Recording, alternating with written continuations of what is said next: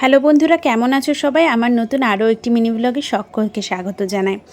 আজকে দেখো একটু শপিং মলে চলে এসেছি, যেহেতু মাসের মানে প্রথমে এসেছি। মিনি ব্লগটা তোমাদের সাথে অনেক দিন পরে শেয়ার করছি। যাই হোক, এখন প্রত্যেক মাসে তো মা আর আমার বড়মশাই বাজার করে, কিন্তু এইবারে আমাদের একটু ঘোরাঘুরিও হবে।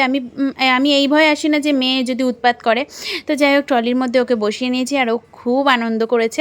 আর আমরা অনেক কিছুই মানে কিনেছি এখান থেকে, যেমন বলতে পারো ডাল, তারপরে কাবলি ছোলা, আরও অনেক কিছু আমরা কিনে নিয়ে এসেছি।